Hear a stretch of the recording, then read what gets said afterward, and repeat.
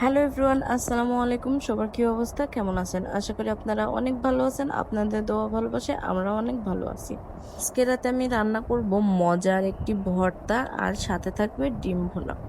এই পাতাটাকে আপনারা জানি না কি বলে চেনেন, কিন্তু আমাদের অঞ্চলের মানুষ, বাঘা থানার মানুষ এটাকে শাইপা কচুর পাতা বলে।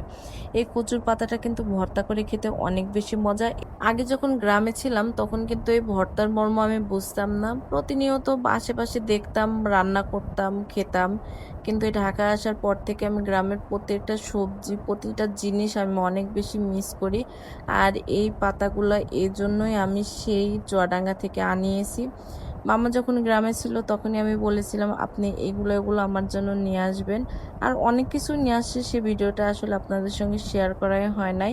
আসলে আমি অনেক বেশি অলস, সেই একদিনকার ভিডিও পরের দিন, পরের দিনকার ভিডিও তার পরের দিন, কবে যে কিভাবে শেয়ার করি তার কোনো একদমই ঠিক নাই। বাই দ্য ওয়ে, আমার রান্না কিন্তু একদমই শেষ প্রান্তে। আজকে আমি এই যে ডিমটা ভুনা করে ফেলবো, আর এখানে ছিল হচ্ছে রসুনগুলো আমি ভেজে নিচ্ছিলাম শাকগুলো তেলে দিব জন্য। আর এই তো ডিমের পানি ফুটে ওঠার সঙ্গে সঙ্গে আমি ডিমগুলো ছেড়ে দিলাম।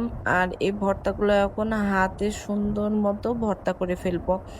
এইদিকে আমার ডিম রান্নার উপরে আমি জিরা ভাজা দিয়ে একটু নাড়াচাড়া করে নিচ্ছিলাম। আর এই যে দেখো আমার ভর্তার ফাইনাল লুক, এখন খাওয়া দাওয়ার পালা। তো ভিডিওটা কেমন হলো অবশ্যই কমেন্ট করে জানাবেন। সবাই ভালো থাকবেন, সুস্থ থাকবেন, আমাদের জন্য দোয়া করবেন। আল্লাহ হাফেজ।